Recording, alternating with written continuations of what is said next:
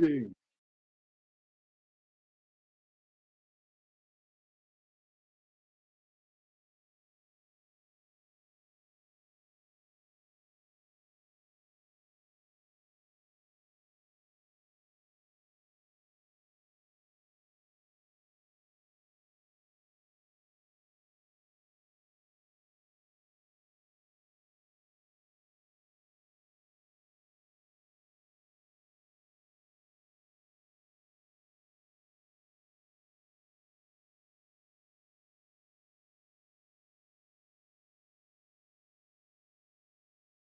Woot. Yes. All right. As thank you so much for that introduction. Again, this one goes out to Emmy, who's taking an unspecified sabbatical and was always welcome at the table. So, that being said, you were flying away from the pirate encounter, in which you recovered a few noteworthy items. Your captain of your Airbus finally got the thing chugging away, and you come gliding in eventually and finally to the big city. The city, it's got a name that's fairly unpronounceable to most people. It's in an old high language that not a lot of people speak anymore. Most of them call it Temple. Okay. And all of you, since Temple is the local hegemony, the big flying empire in your immediate region, all of you speak at least a little bit of Temple. It's your lingua franca. You've probably all been speaking it with each other up to this point. Um, so your regions can have their own languages, but you all speak Temple. All right. So what is the Temple? Broadly speaking, the temple is the reason that this empire exists. I say empire, little e empire. Um, and our librarian, Wave librarian, Tiki, our librarian knows a little bit about the history. Back in the day when the Sundering happened and all of the world was split into these chunks, the area that was eventually going to be known as Temple, there were three fairly important people there. One was an elemental mage, an elementalist, a master of earth, air, fire, water, and void.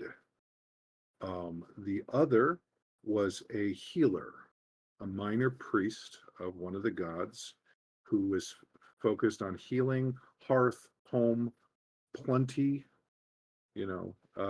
growing things, stuff like that. And probably one of the most important was a necromancer, one who had a vast amount of control for the dead. So these three people, back in the mists of mythology, put their heads together to try to get to other places. The big deal in Brass Horizon is everything's separate. You got 10 by 10 miles. That's it. And it's 2 miles to the nearest neighbor over open air down to molten lava a couple miles beneath you.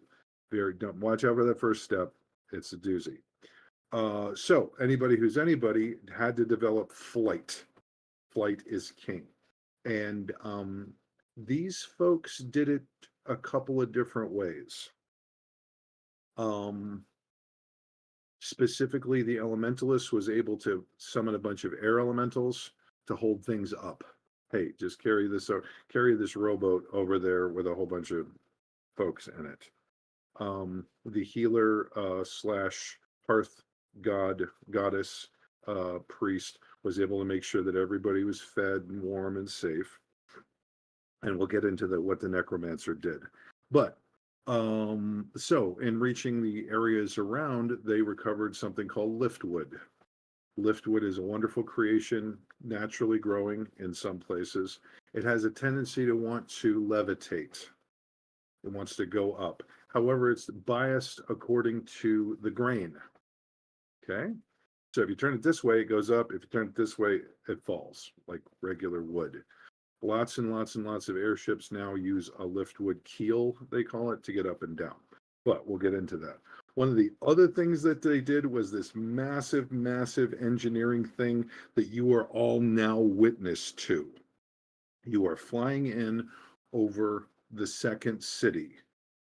Temple has spread out to the cube immediately to the west.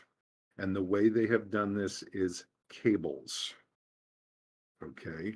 Elementally forged, gossamer thin, terribly, terribly, terribly strong cables. They have towers on one of the flying lands that are just slightly higher than the towers on the other. Put a card on it, zip, and they're basically zip lining to the surrounding areas. You don't have to fly there. You can zip on over. They've got them going both directions. They're having a massive amounts of trade going back and forth. They basically doubled the size of their empire when the first cable was made. So you're actually going over a developing region. One of the things that they're doing is cutting huge terraces into the ground, starting about a mile away from the edges. They go down about 40 feet and then over, and then down about 40 feet, and then over, and then down about 40 feet, and then over, using the earth and stone and rock and minerals to build up in certain places. As you come coasting in your little aerial boat, evidently your good captain has got authorization to go actually to the city itself, which is not regular.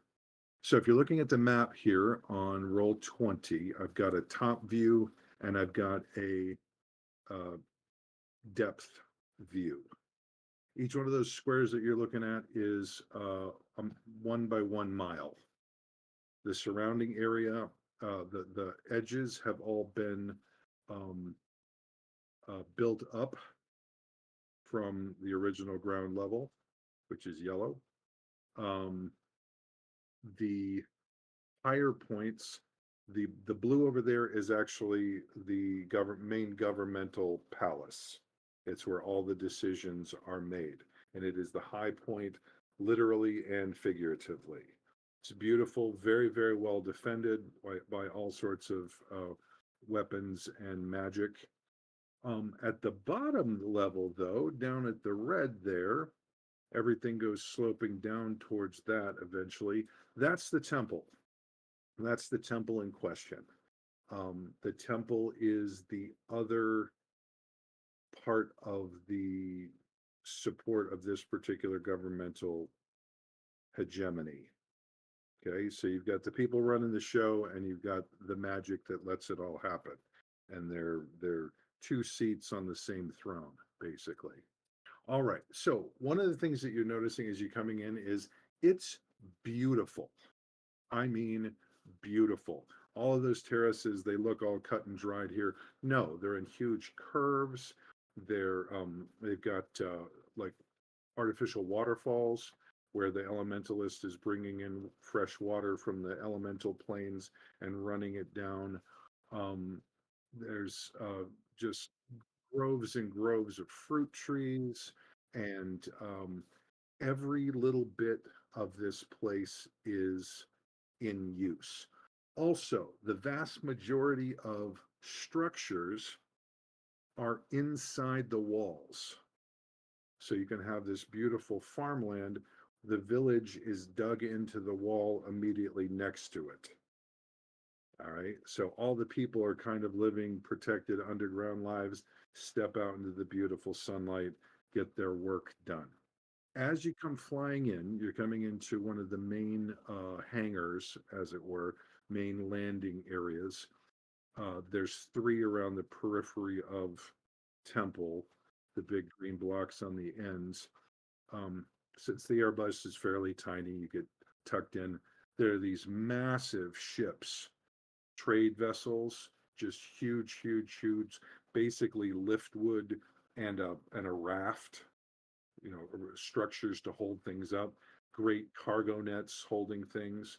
You've got all the warships flitting around. checking things out. Um, Again, a lot of different power sources. You do see a couple of kerosene engines like the Airbus, sail powered. Um, some of them are mechanical crank, like people in there crankety, crankety, crankety.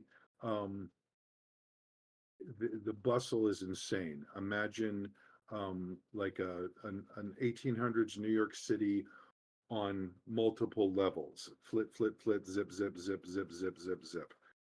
Lots and lots of things going on.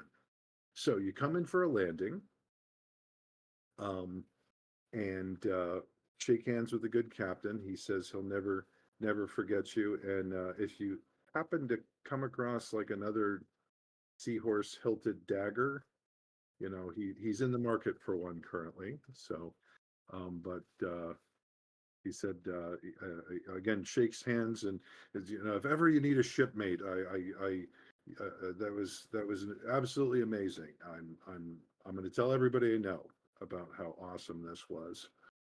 Um, so you come in, and of course, there's a lot of tourists and there's a lot of travelers in and out and in and out.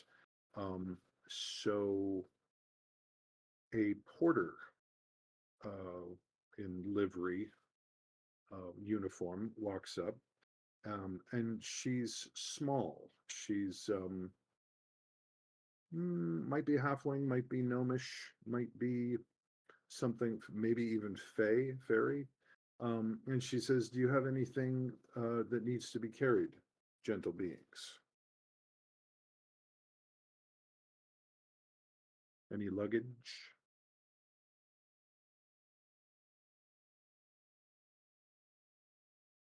Just the ground. I understand if you need a moment, miss. Several travelers have that response. In fact, we have a ground kissing area right over here. We clean the stones every hour just to make sure there's no snot on them. Um, first time in temple, I see. Wonderful, wonderful. All right. I'm sort of an unofficial greeter. My name's Pixie Puck, and Pixie Puck. Um, my name's Pixie Puck, and what can I tell you? Okay, from here, and you go over to this railed off area, you're looking out over the whole city. It's beautiful. Obviously, there's the governmental buildings. Any of you interested in, clerking, legally stuff, that's going to be up over there. Temple is down almost directly below us. Any of you religious types who want to make your observances, go on the pilgrimage. Oh, there's a lovely guided tour. I mean, and it absolutely free to the public. You can go down there and take a look at that. Obviously, over here, you're going to want to avoid the arsenal. That's where all the warships are made and maintained, and that's strictly off limits without very, very good credentials. Over here, we've got all the trade hubs. You'll see the lovely towers that are going to Temple North, which is one of our newly developed areas. Again, Temple West is this way. You came in over that way, so you've seen it. Okay, wonderful. Let's see. Of course, there's the university for those interested in that with their lovely library. Um, oh, oh, are any of you here for the ceremony today? Ceremony? Oh, First I've heard of it. You're in for a wonderful treat. Oh, this is a citywide celebration. Oh, just between you and me, most of the inns and taverns and things will be offering a lot of free drinks. I mean, you didn't hear it from me. And food, drinks, party. You can look down and Sounds you like a can good see day now. to arrive. Auspicious, auspicious. As you're looking down, you're seeing, people moving around and doing things, and they're stringing like garlands, and they're putting out these little three-pronged like candle holders. There's a tall one, a short one, and a middle one. And it is getting on toward evening. So Pixapuck gives you the name of a nearby inexpensive. She says you're going to want to go past all the touristy stuff if you're going to be staying. Yeah, they'll just they'll skin you alive. But send you to some modest lodgings, and just says, oh. So the big ceremony. You want to get there early. We got a few hours. The big ceremony is going to be down near the temple grounds. Um, do any of you know about the revered ancestors?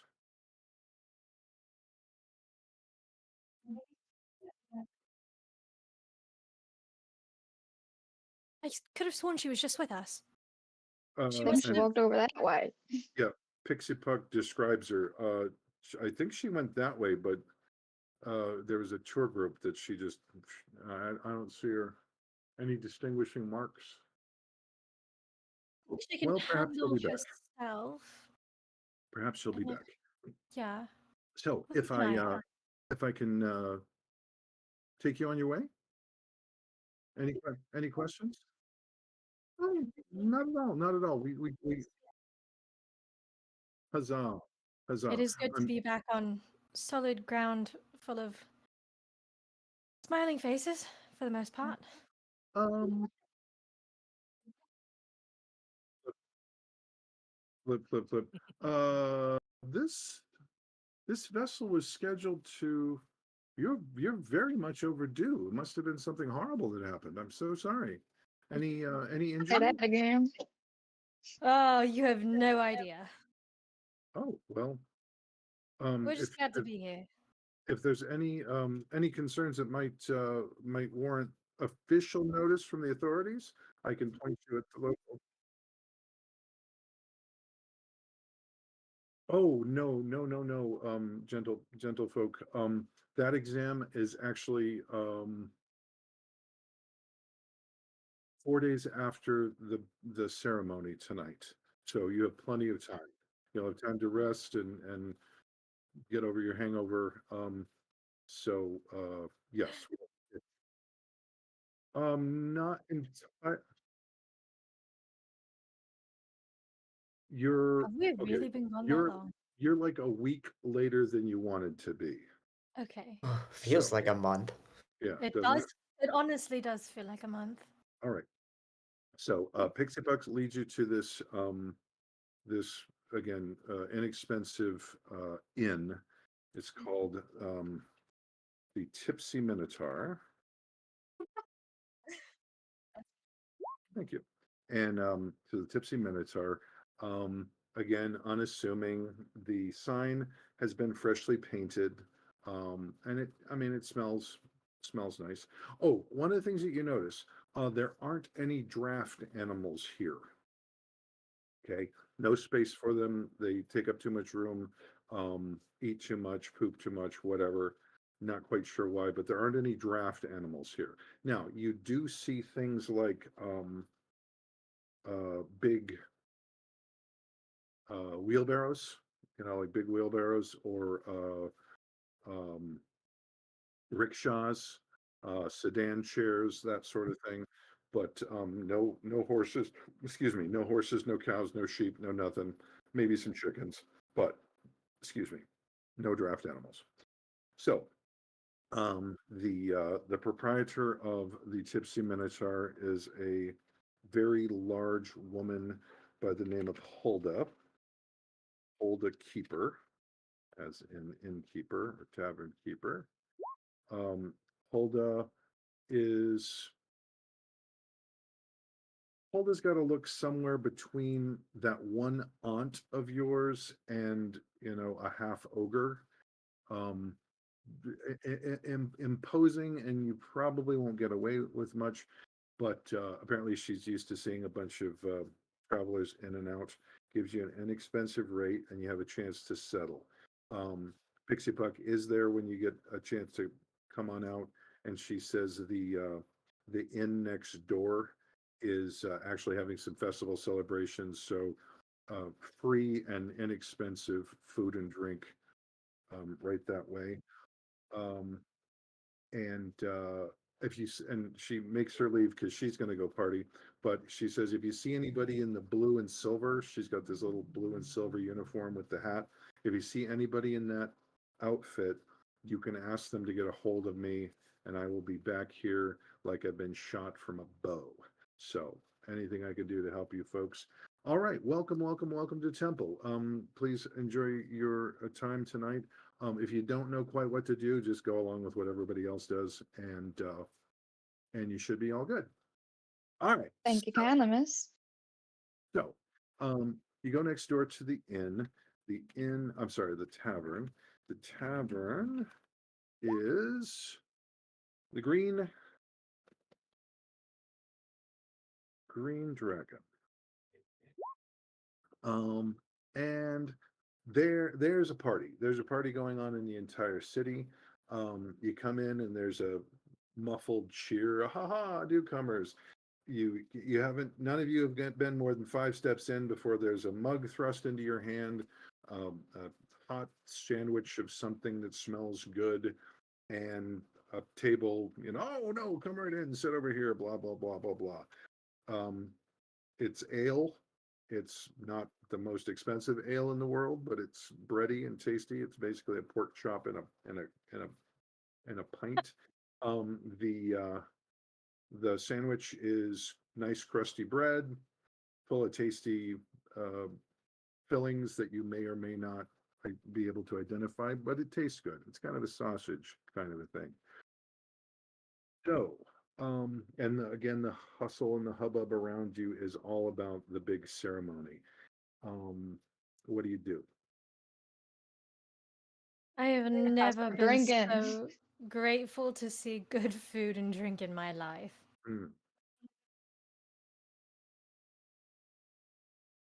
I've never been more grateful to see liquor. I'm always You and me grateful to see liquor. both. Oh.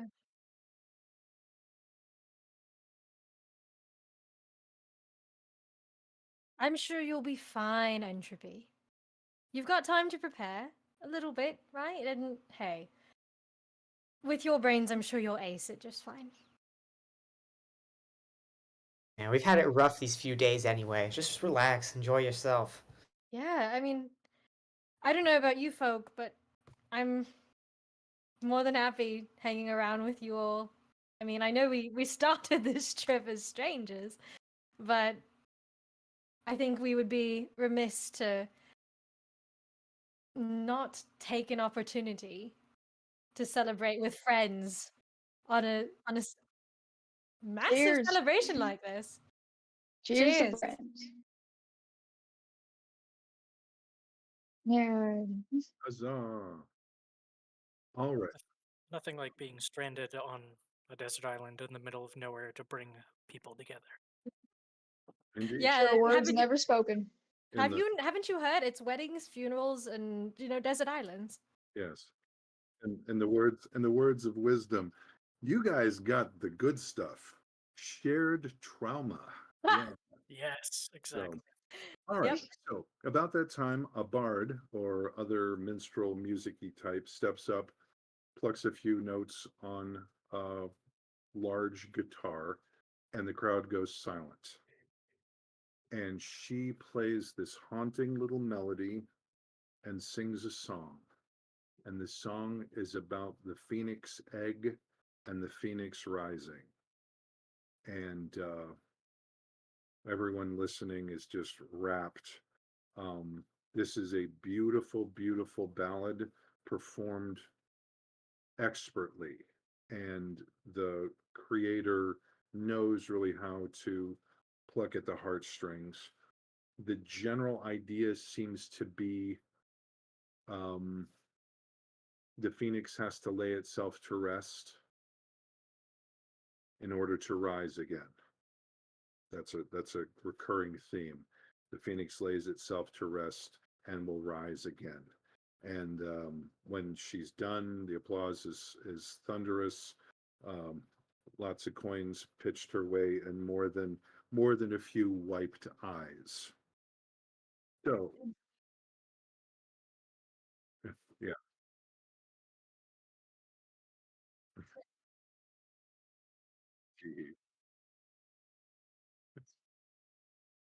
That's right. Yeah. It's You so just well made, it's almost creepy.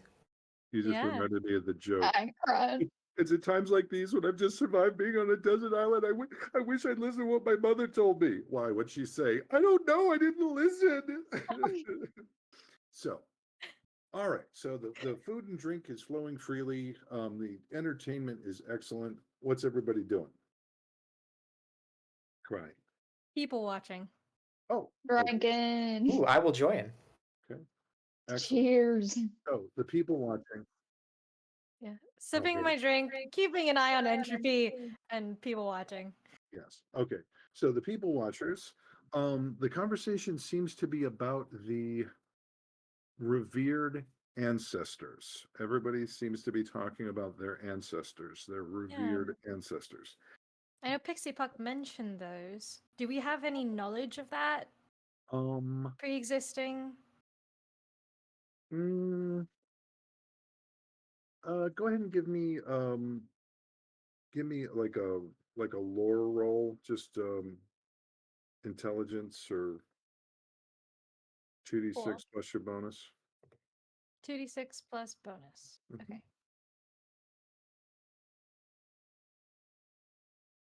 That is a 7. 7. Okay. Yeah. The temple, one of the things that they had a question about when they realized that they were separated from everybody else, people are born, people live, people die. What do you do with the bodies? Especially in a very limited space. There's not really any room for like cemeteries, graveyards. Are you just going to throw grandma off the side? What do you do? And this is where the necromancer came in. The necromancer approached both of the other major spell users, the school of the elementalist and the temple of the healer, and says, I have a humble proposal. Why don't we raise the dead? Why don't we use the dead as a power source? There was a little bit of hubbub. So it's hammered out like this. All of the low level menial tasks done in temple are done by undead. You've heard something about when somebody dies, they take them to the temple, the body is prepared, it's wrapped in these linens. It's like almost like a mummy. The purpose being to make it so no one can identify who the person was. Okay. And then they raise the corpse, and depending on where it's needed, industry, transportation, whatever, that happens. They go there and they do that. Wealthier people can rent a few to do things like carry a sedan chair or drag a rickshaw or load a ship, kind of a thing. Till the fields, turn a crank to run a pump, whatever. So Temple has a fairly deep supply of 24/7 labor, as long as it's relatively menial. Simple directions. And that's what you know about the revered ancestors. Maybe there's more to be learned at the ceremony. About that time, people are getting up, draining their steins and heading outside. The shutters are all open to let a breeze in, and you see a fairly hefty stream of people heading west, you think. If you take a peek, there's this set of stairs. It's a set of stairs going down across the face of one of these drop-offs. And people are apparently heading toward the temple. What do you all do? Oh, can't people watch if there's no people? Yeah, I'm I following. mean, What about y'all? I want to get eyes on this. Beautiful. Beautiful. Did I ever tell you, Entropy, you are my best friend ever. Oh my gosh. And no, you're like a brother to me. All I right. think we should keep Oh an eye my on these god. two. So I Looks wanna like I've see been this more ceremony. They focused seem on the people than my drink. they Oh. pour whiskey into a barrel and drag them away. No. All right. So you follow the crowd. Again, the sun is heading towards sunset, but there's plenty of light. There are these uh, porter type people going around lighting these candles. They're these fat bodied candles. Each of them have 3 wicks, and there's 3 of them set in an interesting pattern on these poles. And they're just lighting major parts of the city from here. So as you follow the crowd, you're coming down. You keep going down and down and down until you're fairly near the temple grounds, and all of this space here is covered in basically beers, funeral stands, like coffin stands. Oh. They're just 7 by 3 by 4 stands. Obviously has taken quite a bit of time to put them here and arrange them. It's beautiful. And little ribbons and different colors, and just there's just a sense of peace here. On each one of these is a wrapped body. Okay. You can't get too close, but the impression is that the body they like slide on gloves and masks and basically mummify the whole thing. And there's a group of school children with a teacher, and she's lecturing a little bit, and she says, and then what happens? And they say, oh, and then all of the ancestors are laid to rest. Yes, because they deserve to rest, don't they? Yes, yes, they do. And then what happens? They get to sleep all night. Yes. And Mathilde, what happens in the morning? Oh, first thing in the morning, all of the revered ancestor priests, they have them rise up like the phoenix, yay, high fives. And then she says, but Mathilde, do they all rise up? No, they don't. Oh, what do they do with the revered ancestors that don't rise? Oh, they get to go to the special crypts. Yes, and they are revered more than anyone because their service is done, and they worked really, really hard for us.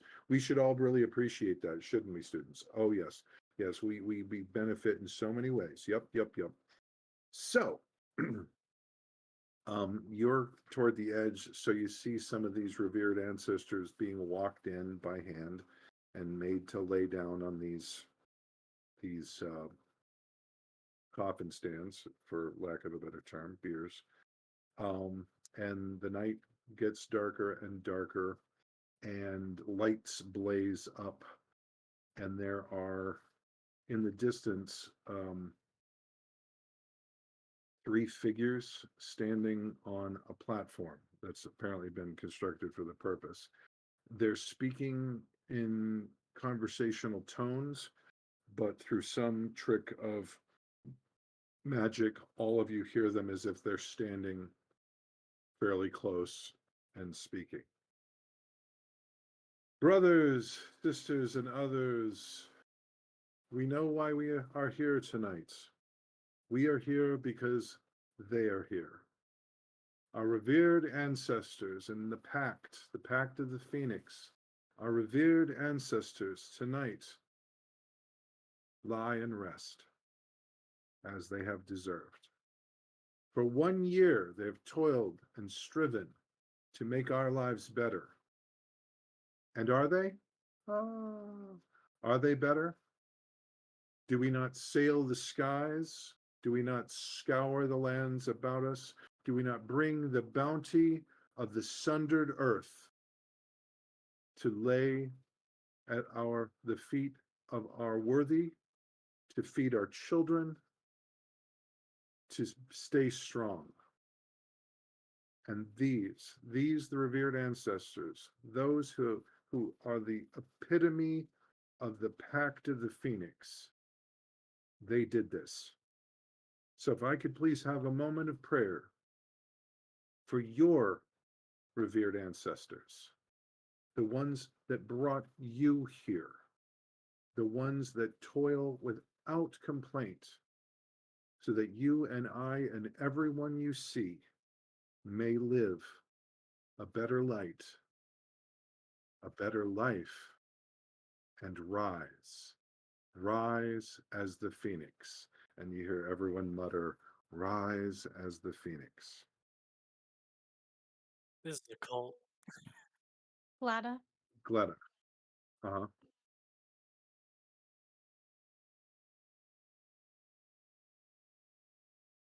Okay, nobody loves a literalist here, okay, pal? No, I'm kidding. All right. So, Question? yes. I'm just curious because I think this is our first experience with like this level of like the religious teachings of this temple, like of the Mhm. city. So I'm curious, like I'd be looking around to see in the crowd if everybody is like fully bought in on this, or if there are people that like are like a little bit more like, yeah, I'm just kind of here, or if there are people who look uncomfortable. I'm just curious because I've never like been around probably this much organized religion before. So Gotcha. I'd be very intrigued to see like to gauge what the populace's opinion are of these speakers, of what they're saying, of the traditions, of the values, all those things. Okay. Yeah, there's a lot of different groups around. Basically, it's a cross between a quiet tent revival and if there were fireworks, you wouldn't be surprised. Lots of blankets, lots of families sitting around talking. The kids run by kicking a ball, you know, small dogs, whatever, having a good old time. It's sort of a festive party, family friendly carnival type mood. Okay. Mhm.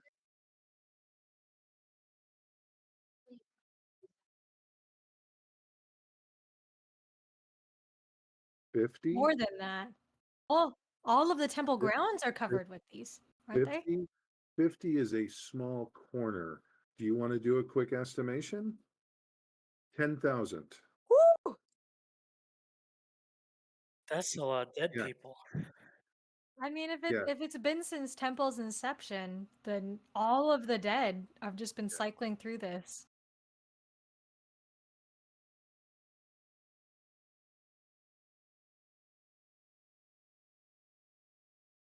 Well, not Yeah. all of them rise, is what it sounds like. Yes.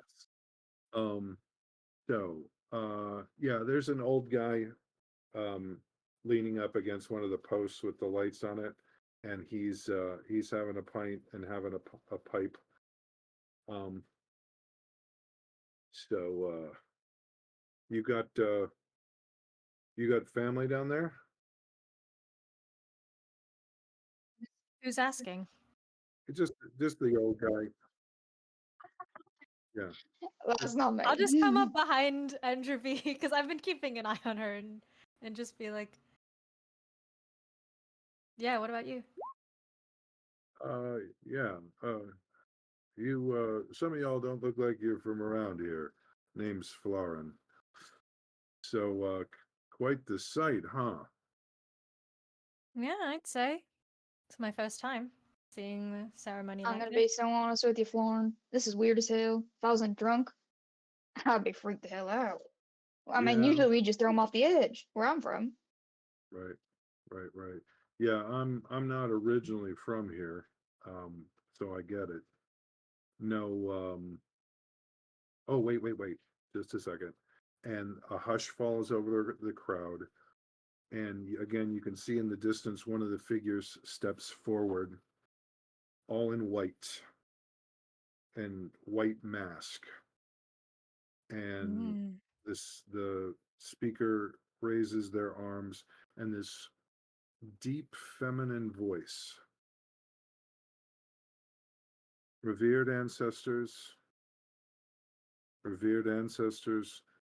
we ask that you rest. We ask that you lay down your burdens, and for this night, that you accept our admiration and gratitude for the service you have provided since last you rested. And she gestures minutely, and something happens. If one of you were to lay down on a bed, completely motionless, and then suddenly went completely limp, you could tell the difference. You can tell the difference between somebody lying there trying not to move and somebody who can't. Just okay. None of these bodies were moving to begin with, but all of a sudden they're still in a way that's very profound. And the silence stretches. You hear a baby cry.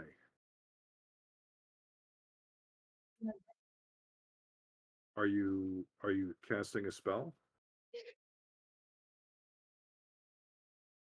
Oh, yeah, it's pretty obvious. It's pretty obvious.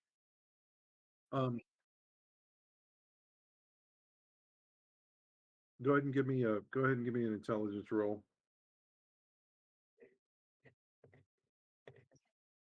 Oh, beautiful. They didn't cast a spell, they dropped one. Oh. All of the animation Oh. So that spell, person's animating all of the thousands of undead. well, she just unanimated them. Just Okay. burst that. Dispelled whatever was animating them. Yeah. If anything, they should be the one being revered right now. That's impressive. Mm. That This is fair. real weird. So I think the we're in a the cult. the woman that you heard at the tavern, she steps up on the dais and again plays the phoenix and the egg, and not a dry eye in the house. Everyone's just like blah, blah, blah. And that seems to be the signal for this phase of the ceremony is complete. Everybody's getting up. Their families have got like flowers, and they're going and walking among all the bodies, and putting a flower on each one. Some people have little garlands that they're putting on. Some come up with pins and pin on little like ribbons. Here's something. And Florinus says, yeah, since nobody knows which one's grandma and which one's grandpa and which one's uncle, Ethan, the whole town basically reveres all the dead, gives them honors and thank yous. So this will go on for a while. I think, yeah. And there's even like city personnel like giving out like flowers and stuff if you want to go and do your thing. So basically, the city, probably with a population of over 20,000, is just as a group just wandering around the funeral like place, and everybody's giving gifts, and everybody, families are hugging, and just you see somebody stuff a twist of tobacco like under one of them's arm. So, oh, that was Uncle Joe's favorite tobacco, maybe he'll appreciate it. So after the reverence to the dead, the party kind of breaks up for the night.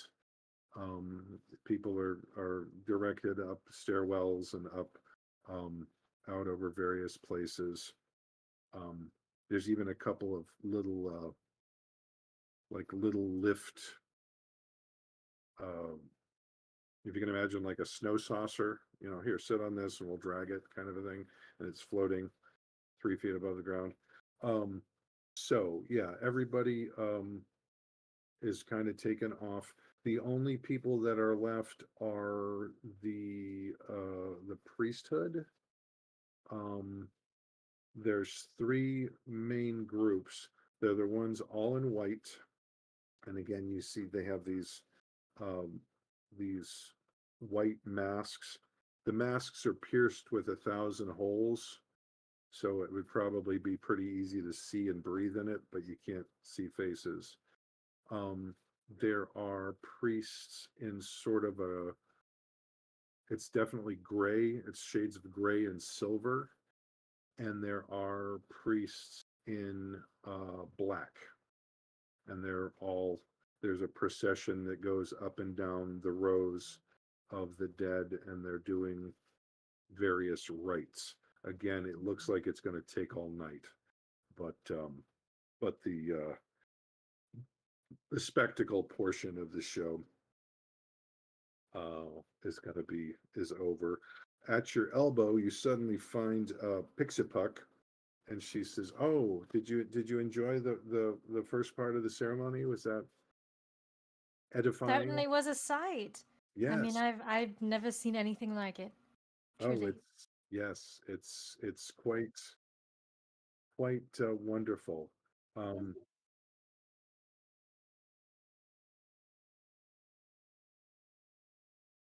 Um, it's different things to different people. Obviously, anyone who's lost a loved one this year, the wound is still fresh. For those whose loved ones passed years or decades ago, it's an excuse to renew the memory and think of the good times and whatnot. Oh, and first thing tomorrow at dawn, there's going to be the Rise of the Phoenix ceremony. You must attend that. You must. I mean, it only happens once a year, and you'll just kick yourself if you miss this. So should I pop by to roust you out an hour before dawn? Be interested. I don't know about my friends necessarily having the energy. How are you feeling, Whiskey Entropy? Oh my gosh, this is so weird. I have no idea where I am right now. Well, we'll make sure that you get home safely, or at least back to your rooms. So what are y'all doing? I'm gonna stick around a little bit. Yeah, me too. That ritual Um, kind of sent chills down my spine, and I haven't determined if it was the good kind or the bad kind just yet. Yeah, that Gotcha. was kind of. Gotcha. Pixie-Puck, I'm curious. Is there any information for visitors or tourists about the religious teachings and rites of temple? I mean, I am quite a bit of a tourist, I suppose, at the Hmm. moment, and I'd love to learn a little bit more about Oh, how everything works here. I mean, this oh, really is so fascinating. oh, of course. The city guidebooks have a slim chapter on this. I can tell you the basics, though. Um, when the three elders formed the Pact of the Phoenix, and they got the people to agree to it. The essence of I hesitate to call it a religion, though I suppose it is. The essence of the religion is community. We're all in this together. We only have so far to go. Um, when your best friend and your worst enemy are all within walking distance, all the time, you have to learn how to get along and how to support the community. So when it was requested of the people that they allow their revered ancestors to work for us, there was a transition period, but we've all seen the benefits. When the people who were doing the hard, crushing, backbreaking menial labor no longer had to do that, when they were free to study and paint and so on. The society as a whole became happier. Teachers became the university, uh, and we started seeing beyond our horizons. We looked farther, I and we had the time to do that. Yes.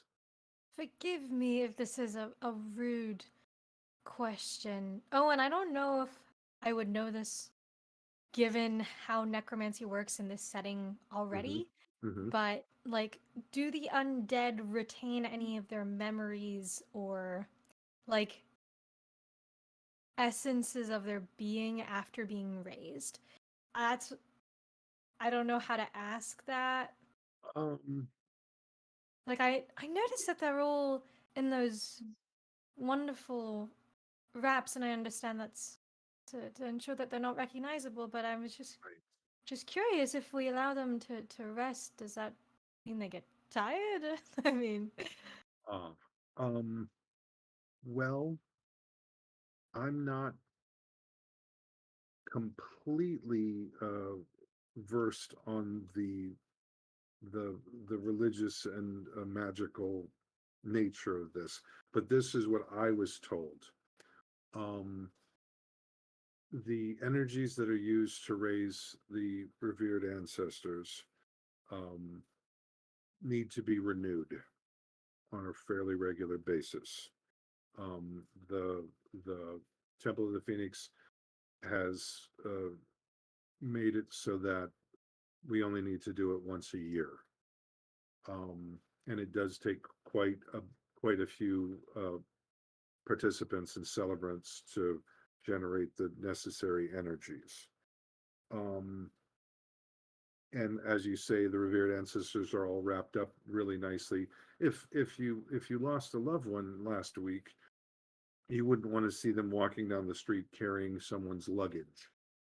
So naturally, of course, of course. to save the hearts and souls of the people around. Also, there is the crypts of the temple, and in our worldview, tomorrow morning they're going to perform the ceremony of the phoenix, and all of our revered ancestors will rise again, or most of them will, for whatever reason. Um, Sometimes the magics don't settle in, they don't take completely, and the ancestor fails to rise for another year of labor. Those are the ancestors that are especially revered, and each one of them is taken so carefully and entombed in the crypts of the phoenix far below our feet. And the the priests and priestesses of the triad have told us that no matter how low or high a person was born, no matter what their capacities, what their knowledge, learning, whatever, everyone is the same in death. And every ancestor is a revered ancestor. And every revered ancestor who fails to rise has gone on to their greatest reward, and they are exalted, and they are at the right hand of our gods to be cherished forever. And that does have a tendency to this one here, and she gestures at a fairly smallish wrapped body. That could be my grandfather. I wouldn't know. And when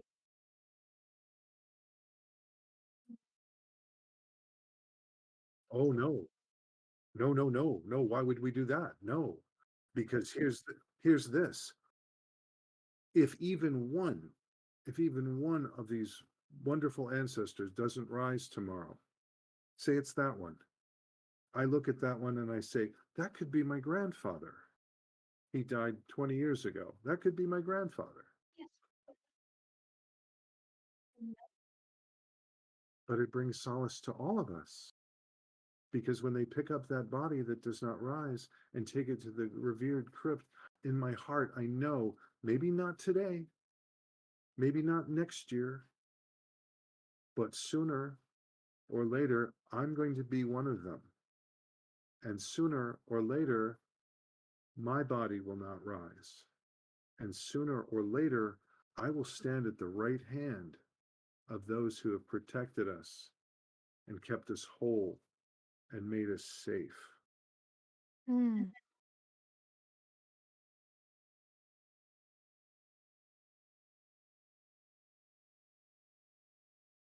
From what I understand, the priests, when you have earth elementals at your beck and call, from what I understand, the crypts are fairly extensive, and when you have 9 miles of rock beneath you, um, then there's a lot of room down there. Apparently, I never saw it, but the math works out, shall we say? Takes it back.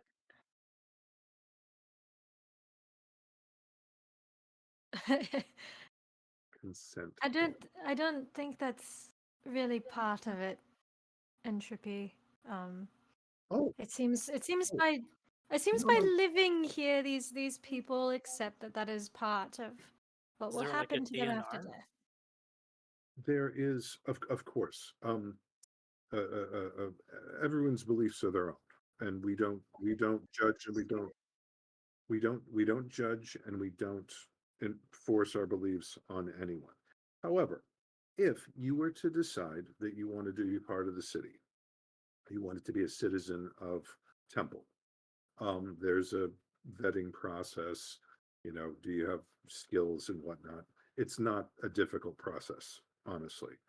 Anyone who wants to be part of this with any measure of enthusiasm and skill is welcomed.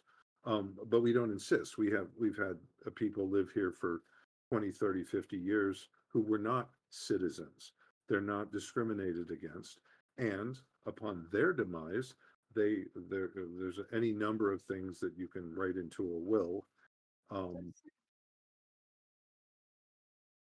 It's part of citizenship. Yes, it's part of citizenship. And even then, some of the descendants of some of the people who emigrated here, even they say, "Oh no, we're citizens, et cetera, et cetera, but we want our remains shipped back to wherever for their own burned, um, dissolved in acid, whatever particulars of their people's beliefs. We don't inflict that on anyone.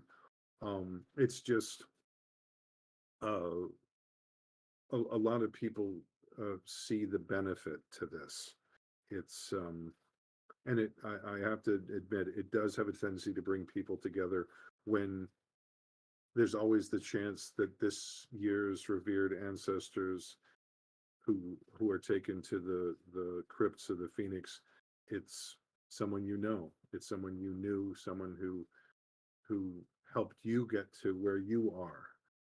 So we're very protective of our revered ancestors, and we're very grateful. A quick question for you.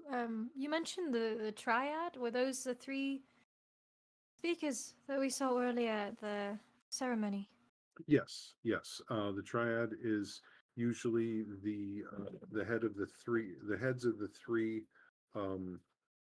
parts of the temple. There's the ancestor priests, there's the elemental priests, and there is the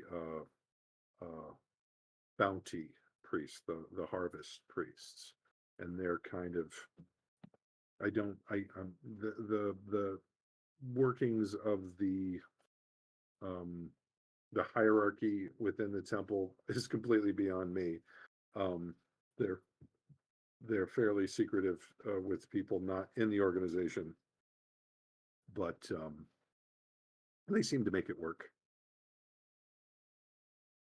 Call me old How fashioned, but when I die, throw me off the edge. Lever, you throw me off the edge, right? Sure. Lever would work up What? a catapult. It'll be great. Oh yeah, Oh, good lad, Lever, good lad. or like some rocket propulsion. Ooh, I like it.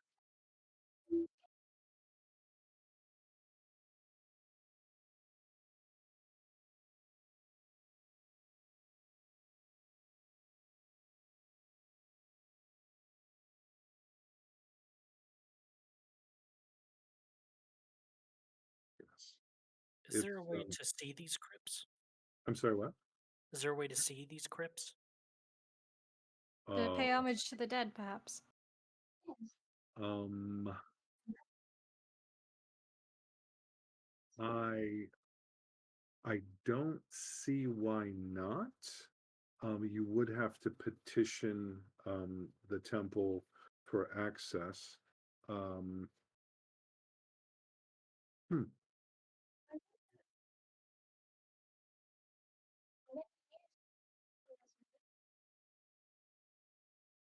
Oh yeah, I was wondering that too.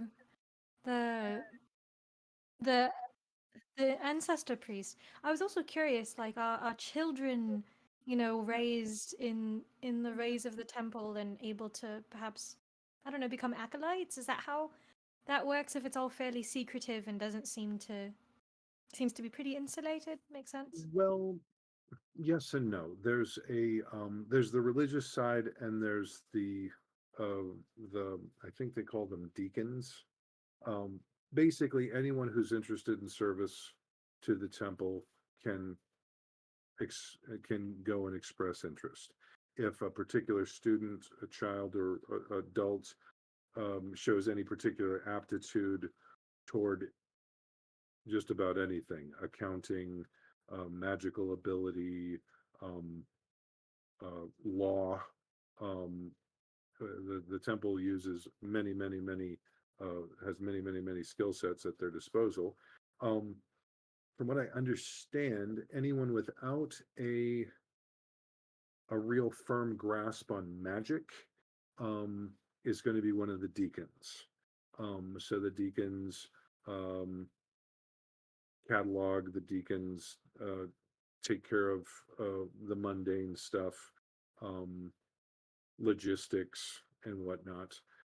Anybody who does have some magical ability is tested on what their main focus might be, whether hearth and bounty magic, elemental magic, or dealing with the revered dead, um, and the ranks filled. They're trained. Um, Anyone who doesn't make it through the training is given the choice of leaving the temple or remaining as an acolyte. Again, every hand can help. Um, any mind that's got their eyes on the community where they're willing to take them. It's a process. So they do provide free education to anyone who wants it on just about any topic. The university is there. I'm sorry, they give free education to citizens. Though I understand for non-citizens it's a very meager fee. Um, so and that's about Pardon our curiosities. We're just oh no. so fascinated to learn about your city and how things work here, especially now that we've arrived. It's quite a large bite to swallow all at once. So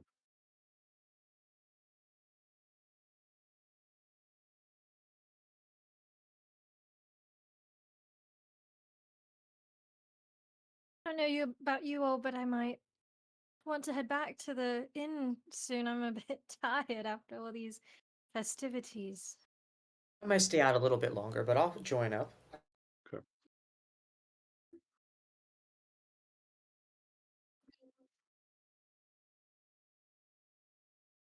Make sure you stay on your feet. I think there's two of you.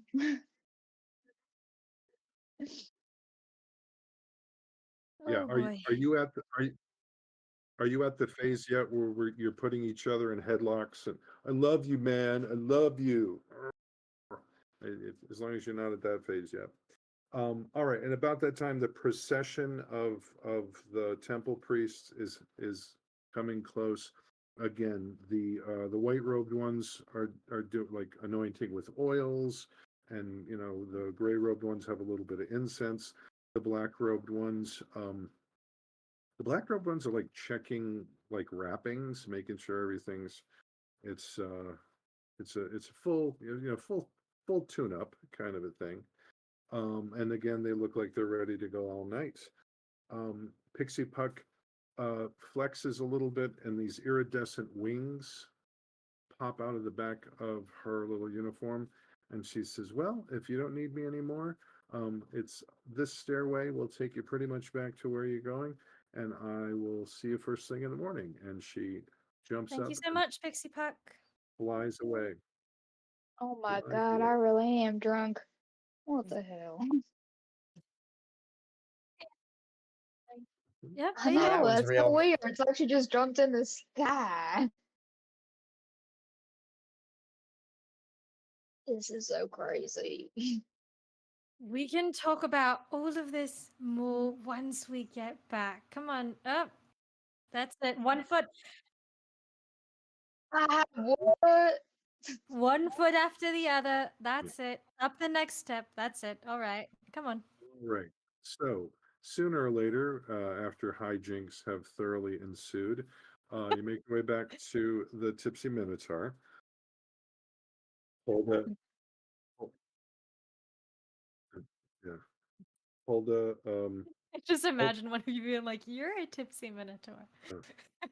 no, you're a Tipsy Minotaur. You, yeah, yeah.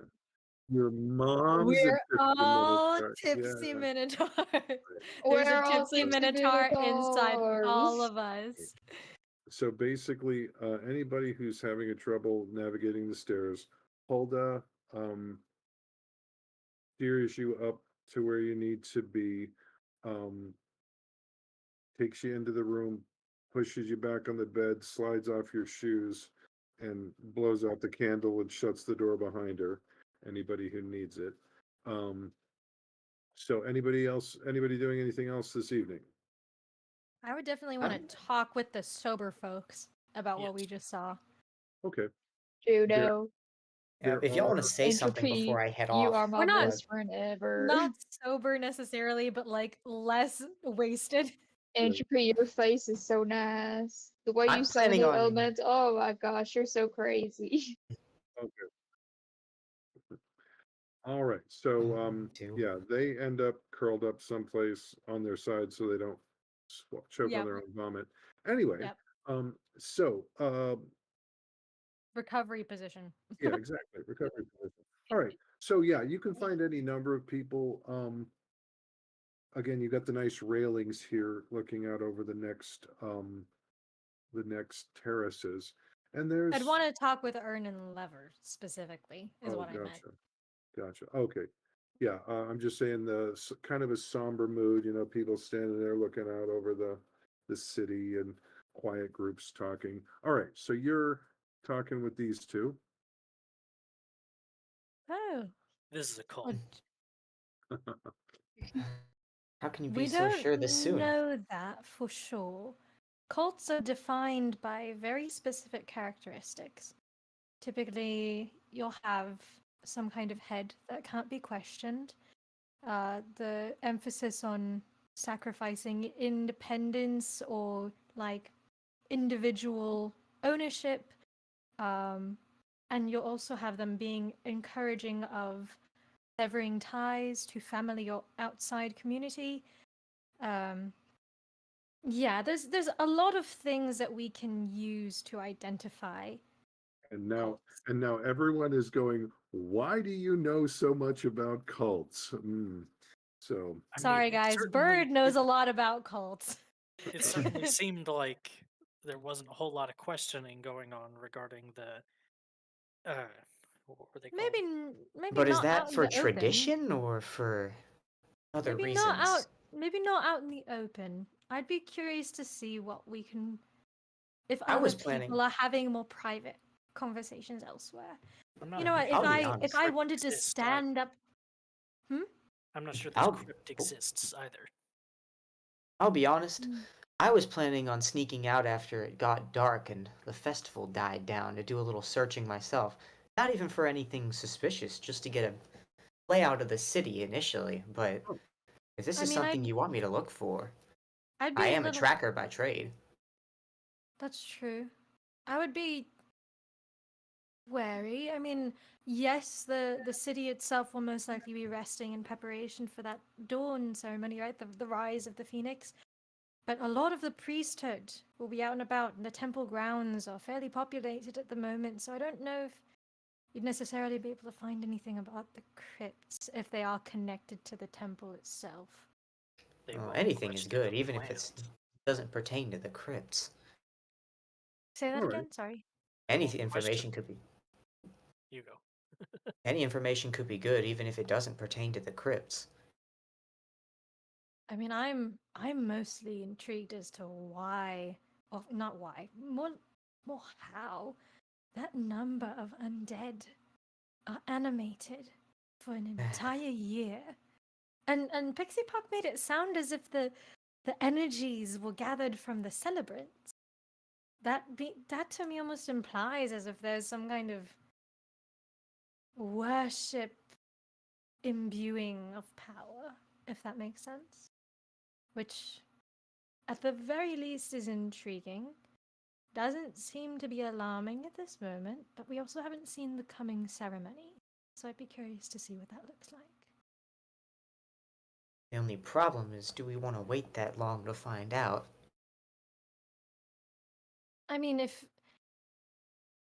I would be surprised if any harm was done Oh, to certainly. this ceremony. Everyone here But seems to I be agree that enthusiastic about it. I agree that tonight would probably be the best opportunity to be out and about without as many people around to see, and obviously also the ancestors are not out and about in the streets tonight. correct. So that might give you a bit more of a quiet opening if you wanted to. I'm a little bit less inclined to stay out all night myself, but I would definitely be interested to I've done it plenty of times. It's hear not as bad as it anything. sounds, after the first time at least.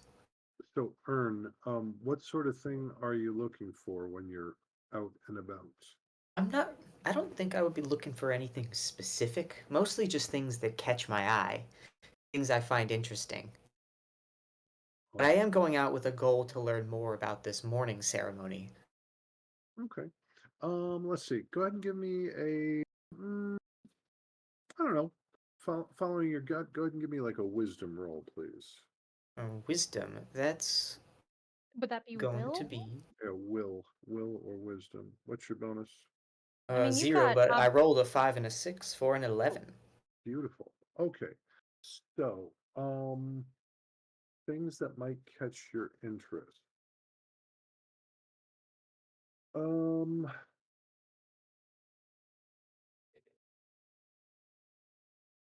well, there are quite a few little private ceremonies going on. Private. Yeah, it's not there's a one of the other places that you pass has a like a large outdoor seating area, and somebody's pushed like 6 or 8 tables together, and there's a group around there. Um, oh, shipmates. These are obviously they're wearing aeronaut clothes. and they've got the look of people, windburned and sunburned, and it's a fairly hefty crew, and somebody with an extravagantly large hat and really nice coat. I mean, black and gold, just is, and here's to, old Iron Teeth, huzzah! Iron Teeth, he fought for 20 years, blah, blah, blah, blah. So apparently this ship's crew is having a commemoration of their own revered dead. And you see a couple of those wandering around. There's one that's obviously a very large family gathering. I mean, you're like, oh, 20 people, all pretty obviously related, and related by marriage. And there are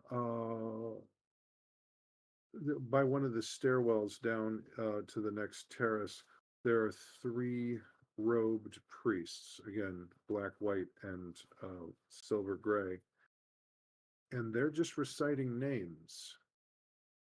The white robed one is reciting names from a list, and when he gets to a certain point, he turns to the next priest who's been keeping along on their own list, and they start reciting the names very reverently. The white robed priest takes a drink of something. Got to keep everything lubricated. Apparently, they're going to stand here all night and recite names of the revered ancestors. And these are big scrolls. It's mounted on a little cart, and they're rolling it to do that. The lamplighters are going around. Any of the candles that have burned down, they're replacing, lighting all 3 wicks and moving on. There's a nice breeze. The breeze is coming in from the east, so it carries sort of a salt tang from the ocean that direction. Fresh. It's a beautiful night. Beautiful night. And couple clouds, half moon rising. It's yeah. So if you're not like sneaking, if you're not obviously trying to avoid attention, every now and again somebody will offer you something. You get too close to the bakery and there's the guy's like, would you like a roll? No. Share and enjoy. I'm in a bit of a hurry tonight. I'm late. Oh, take one to go. Take one to go. And, wait. Puts it in a little paper thing. No, enjoy. Come back All sometime. right. So I'll put it yeah, in the bag. that is one thing that you get solidly. It feels like everybody's kind of in this together. Okay, they're giving each other stuff. If somebody's crying, somebody else will walk up and give them a hug. Do I know you? No, but you look like you needed a hug, kind of a thing.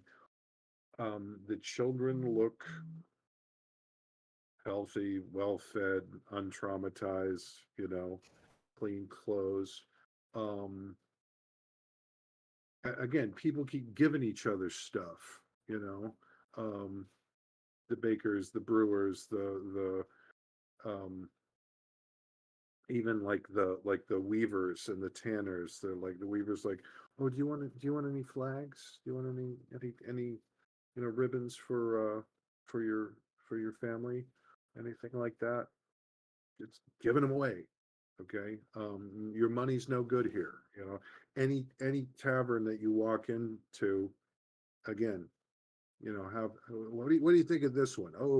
Okay, this one's a black shade bitter. You got to try it. It's not for everyone. Okay, spit over there. Oh yeah, spit over there. Yeah, okay. It's not for everybody. Here, try some of this instead. So yeah, it's quiet and it's calm. Also, the blue and silver suited porters, they're they might even be the constabulatory. So because if you're a combination tour guide and cop, you could get around a little bit. That's good to know. You do see a fist fight, and and I mean, like, it's not like tearing off ears or anything, but it's a fight. It gets broken up fairly quickly, and one of the ubiquitous priests, the triads, show up, and the black robe priest talks to one while the white robe priest is talking to the other, and then they trade.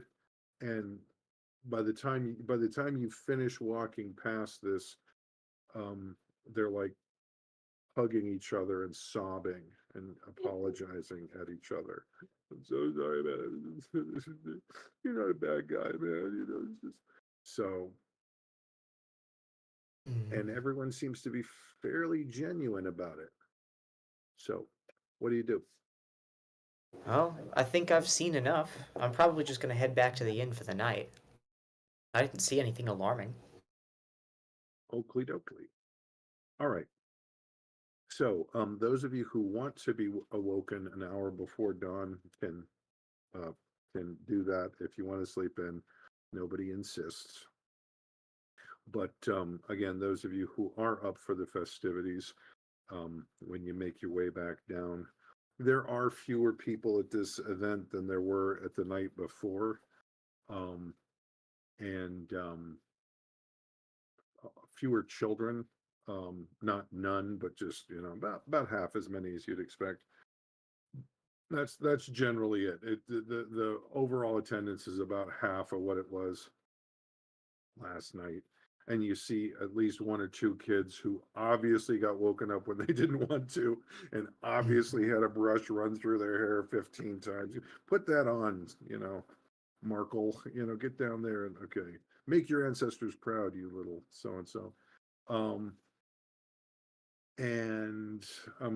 The murmurs through the crowds, and everybody is facing toward the temple. And as the sun rises, there's this huge group of priests and celebrants. Okay, the whole field, all the terraces are speckled in white and black and gray.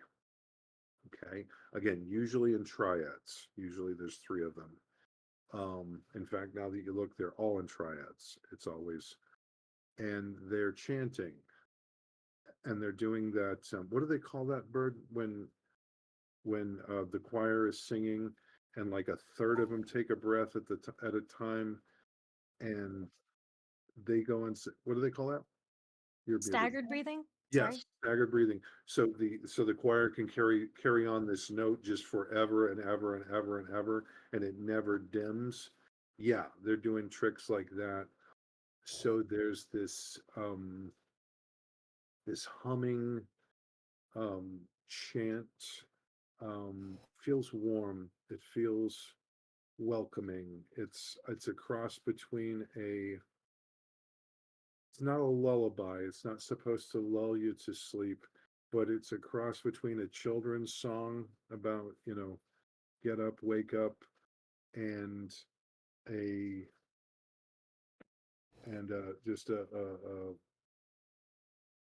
exaltation of the morning and thanks. It's a hymn. It's a hymn of thanks and praise, and and it's growing and growing and growing in intensity. And the triad that's on the podium, the dais. Sure, sure. You're up? Wow, you're up? Dang. Surprised. Maybe a little hungover. Yeah, I think I'm gonna. entropy is everywhere. Entropy is everywhere you look. By the way, do you all know what the fastest thing in the universe is? It's not light. It's not light, because everywhere the light goes, it finds the darkness is there and it's been waiting for it. Makes you think. Okay, so as the first rays That's of not ominous sunlight, at all. as the first rays of sunlight, you can see the dawn creeping down the side of the terraces, just slow. And as you're in the southwest corner, so it takes a while for it to come down. As soon as the sunlight hits the podium, the dais, the chanting has been rising and rising and rising and rising, and some of the like people scattered around, the families and whatnot, they're singing the song too. What did you roll on that one? Oh shoot, yeah. Nice. Oh, to your senses, this you can almost feel it. It's like you're filling a basin with warm water that's just rising and rising and rising and rising, and you can almost feel it. You're like up to your eyeballs, and it's like, whoa. And your immediate impression, there is no way that any single entity could have this much power. Okay, this is like demigod, godlike levels. Okay, so you're like, quick head count. If you had 1,000 priests all singing their hearts out in the big ritual, and then if there were 1,000 this priest and 200 of these and like 20 of these and like 3 of those, and they're just again, it's an orchestra, it's a choir. They're creating this wall of sound and power that's just rising and rising and rising and rising. And as the first rays of sunlight hit the triad standing there, they burst out in this unearthly chord that just, I mean, every breath stops and you're all just, it's just this sound washes over you and you feel like you could just step up into the air and fly. And that's when most of the bodies sit up and swivel and stand next to their little.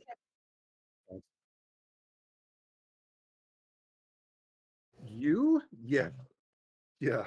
Anybody who's watching sees entropy kind of like lifting off the ground. Don't go into the light, Edith Ann. No, don't do that. So Don't fall away on us now. Yeah, grab the tail. Right, come back here, you silly goose. All right. So the vast majority of the revered ancestors do sit up, turn, and stand up next to their cots, basically, and a cheer rises from the crowd, and all of the priests just you just see a little kind of a "we did it" moment again.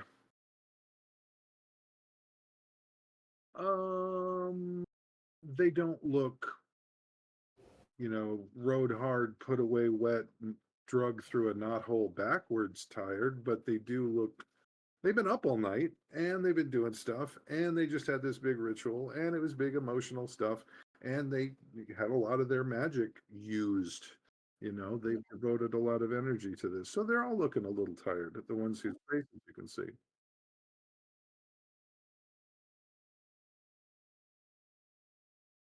One of the triad? Up on the dais. Yeah. And that's when she again, the three priests, they do this blessing and this it's again, it sounds like very, very stylized and ritualized, but they all speak about, now again they rise as the phoenix. They are our wings that take us to places. Let us rise even better. They are the giants upon whose shoulders we stand so that we may see farther, kind of a thing. And again, it's kind of a round robin. Each of them takes a turn and takes a turn and takes a turn. And after all 3 of them have had a chance to say the traditional blessings, the black-robed one says, and now let us gather the Let us gather the revered ancestors who no longer walk among us, that we may offer them our gratitude and humblest thanks.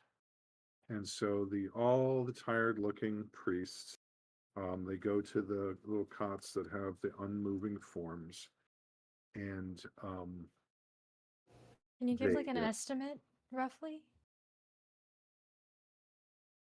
very few. So let's see. Because you were saying like this. 1 to 2%. Okay. Yeah. So of yeah, yeah, it's it's a couple Still a good hundred, but goal. it's not and so the all the clergy is busy. Okay, some of them are going around sending the well-wrapped bodies back to work, giving them instructions, clipboards and scrolls and things. A certain percentage of them, the white-robed ones are gently and carefully picking up the still forms. Basically, they just roll up the sides of the of the coverings and take them off like a stretcher. Um, so they're busy. Um, and hello, can you hear me? Yep. I can hear you. Okay. Someone in the YouTube comments was saying they couldn't hear Juno. Okay. Oh, weird. So yeah. So again, this seems to be kind of a well-oiled machine. Um, Again, everybody seems to have their task and know what it is and step to it. Um, a certain percentage of the ones that have kind of like ratty wrappings, they're being sent. There's a few tents where people they're apparently rewrapping them with linens and whatnot. But in fairly short order, the whole circus is moving, and the the ones that didn't rise are being taken down slope toward the temple proper, and everybody else seems to be getting along with their business. So it's really busy. It's really boom, boom, boom, boom, boom. A lot of foot traffic early on. By lunch, you get a really good scope of how they're using these revered ancestors. Um, if you got to carry something, one of them's probably carrying it. If you got to get from point A to point B really quick, you jump in a rickshaw and give directions. Tuk, tuk, tuk, tuk, tuk. They're loading and unloading. You can see from here they're loading and unloading ships in the airships in the harbor and the docks. You pass by, if you walk past a smithy, like they're pumping the bellows. Okay, so literally any, even in some places like the bakery, they're the ones with the big paddles taking the bread out and putting the bread in and whatnot. Any hard physical labor, they're probably doing it, unless it requires a lot of specialized knowledge. Yeah, they're doing it. They're carrying it. They're picking it up. They're putting it down. You see, there's a laundry. There's like laundry vats, the laundromat on the you take your clothes there. They've got all of these pulleys with the clothes hanging out to dry, and there's a white wrapped revered ancestor, clip clip slide, clip slide, clip slide, until the basket is empty, and then they walk downstairs with it. The literature that you were able to get is it's fairly, I say fairly, it's very specific on the fact that these entities aren't feeling anything. There's no consciousness in these moving bodies. Um, they couch it in a little bit more nice terms, but the undead in question are mindless and can follow a few commands, simple, short declarative sentences in words of no more than 2 syllables, kind of a thing. And yeah, so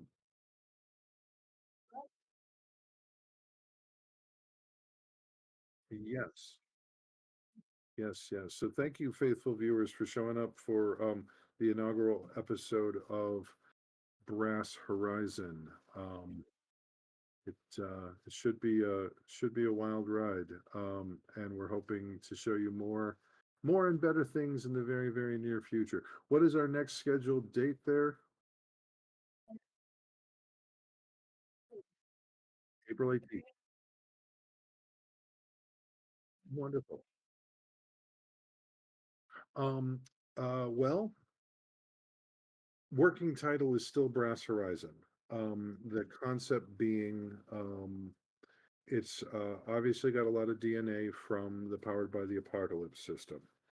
And the underpinnings are, if what you can do can be defined in a word or a short phrase,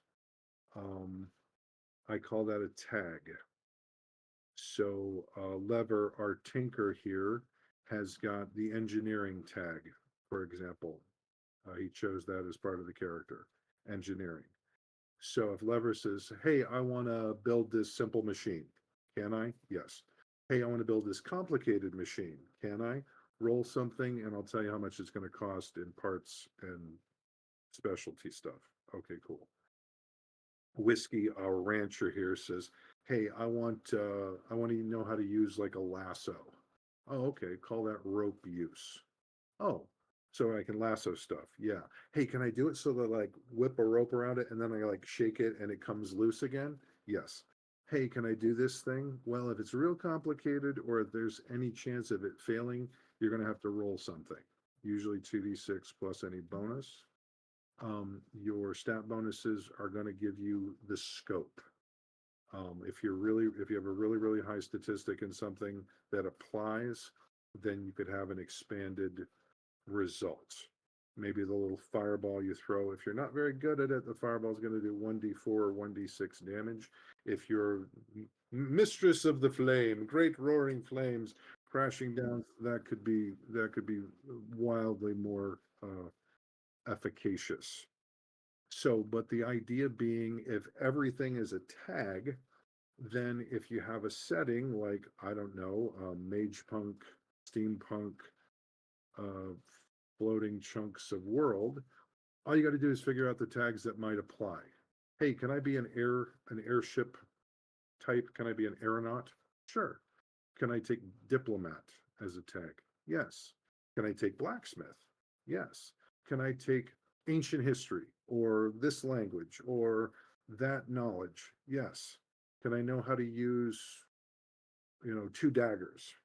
Sure, 2 dagger fighting, whatever. If you can boil something down to a tag, the concept was this. In another game I wrote, they had mutations. I called them twists. And so I was driving myself nuts trying to boil down everything that somebody could do with one of these mutations. And I went, no, forget it. It's a tag now. You have claws. You want claws? You've got claws. I'd like to take claws. You have claws. What can I do? I don't know. What can you do? Can I scratch somebody with them? Yeah, extra damage. Can I climb better? Sure. Can I dig a hole faster? Sure. Ooh. Can I do an intimidation? It's like, you're fast, kid. You're real fast. Maybe you're faster than me. But if not, okay, yeah, sure. Okay. So it just came to me that if you've got this thing, this thought, this item, this ability, if there's any application to it, boom, go. So the Mage Punk game is going to have these tags to choose from. The space opera game is going to have these tags. The fantasy is going to have that one. The Lovecraftian horror game is going to have these. And so it's all just basically 2 or 3 pages of What are some things that people in this genre, setting, and mood can do? Here's a list. Pick some. As you advance, as your character advances, you get to pick more, and that's how leveling up and stuff happens. You just you become a larger collection of abilities, and that's it in a nutshell.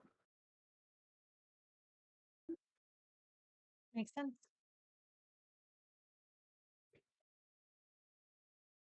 Yeah, I mean, I think, do we want to kind of do what we've been doing with, oh, I forget what we.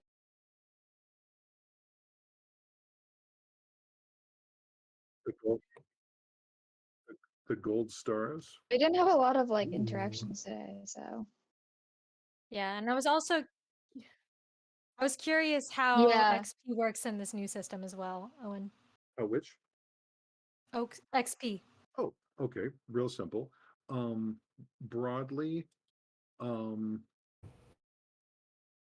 the let me just take a look at resolutions here. Okay, bless you. In broadly speaking, in any Powered by the Apocalypse game, you got three options. You have a complete success, you have a marginal success, or you have a failure. Okay. General results. If you roll a 10, yes, absolutely. What you wanted to have happen happens within the limits of the narrative. 7 to 9, yes, but it's what you wanted to happen, but some complications.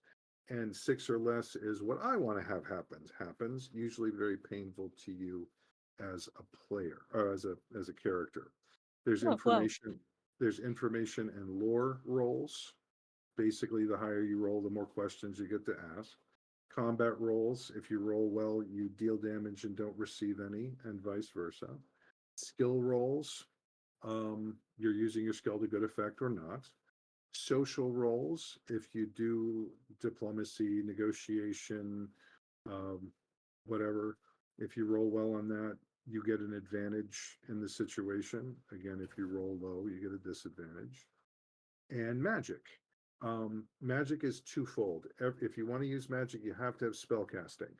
That's de rigueur. Then if you want a type of magic, say fire magic. Okay, so you've got spell casting as one of your tags and fire spells as another. And that's very broad. So, I want to throw a little fireball. Cool. I want to do this, and every candle within 20 feet catches fire. Cool. Yeah, write that one down. I like that one. I want to I'm gonna make a torch out of my hand. I'm gonna make my hand on fire and just raise it. Okay, cool. And again, the more you know, the better the effect. As always in any PBTA game, the experience happens when you fail. Okay, it is a fail forward. So even if the worst happens, you at least get a little experience about it. All my players, faithful viewers, all my players know the story about the character who failed 17 rolls in a row. As a math teacher, that was statistically unlikely, but still possible. And I think that character leveled up twice in one session. So the experience mechanic, again, is try and fail, following your motivation. Other games call it an alignment. Motivation is an alignment goal. Do the thing. Do the thing that you say your character's, your MO is. The thief is going to sneak in and sneak out without getting caught. The paladin is going to protect the weak and innocent. The wizard is going to do cool things with spells. Whatever your goal is. Player interaction. Everybody has blood, bonds, relationships, history, whatever you want to call it. If your relationships change, gosh, that Lever little plant guy, boy, he really annoys me. He's always asking questions and I hate it. Okay. Well, then Lever and Whiskey get stuck, in the cave for 3 days. And Whiskey finds out that Lever never was educated as a small plant. Never got access to anything. lived under a rock and is just soaking up information. Anything is good. And Whiskey's like, oh gosh, no wonder the little guy asked so many questions. He's just curious. I'm curious. I'm not that curious, but I'm curious, Why would you don't blame a shark for biting. You don't blame a curious person for asking questions. Okay. So the relationship changes. And so you get XP that way. Also, you've got keys. Keys are negative personality traits that other people can trigger. So if Lever is wildly curious, and the curiosity is going to get Lever in trouble, which has happened, then that could be a key. The key could be, don't tell me about something interesting so that I can go running after this mystery. Oh, nobody's ever come back from the Fortress of Solitude alive. Next on my trip, right there, right to the Fortress of Solitude. We're going to get in, we're going to get out. It'll be awesome. And that's about it. So, and then there's the big three. Did you defeat a noteworthy opponent? Did you recover a noteworthy item or treasure? And did you learn something new about the nature of the world? For We example, definitely got that last one. yes, for example, all of you are going to take 1 XP right now for learning something new about the nature of the world. You're in the city now, Temple of the Phoenix, aka Temple. And there's a lot to know here. And those big three are group rewards. Everybody gets that. Finally, for XP, gold stars. Gold stars. Each one of you gets to reward a gold star to the other players, one of the other players, usually for role playing. Hey, Whiskey made us laugh this time. Lever made us cry this time. And it could also be like, hey, who's closest to leveling up? Oh, you are? Okay, we all cough. Just to make it easy this time around, I want to reward all of you with an extra 1 XP as a gold star from me. So if you can write that down. And the way the leveling up works is, since everything's based on tags, you add up your total number of tags. Okay? Add up your total number of tags. And if your total number of tags minus 4, that's the number you're shooting for. You got 12 tags, 12 minus 4, you need 8. 8 XP gets you up to the next breakpoint. When you hit that level, you add another tag, or you can remove a drawback. Drawbacks are negative tags that you're all dragging around with you. And you can add +1 to one of your statistics, so you get better at stuff. The other thing, though, is the better you get at stuff, the less experience you gain, or potentially gain, because you're not failing as often. But an excellent question. Thank you. Anybody else? Wonderful. All right, Juno, if you want to walk us out of here, we will. Nope. The 18th. Unfortunately, Juno is having some technical difficulties, so I will be standing in verbally just to sign us off. Thank you all so much for joining us. This has been the first episode of Brass Horizon with our wonderful GM Owen, Juno, Ryan, Silver, Shuffle, and me, Bird. Our next stream will be hopefully April 18th, and we'll be continuing our adventures in the big city of Temple. Thank you so much, all.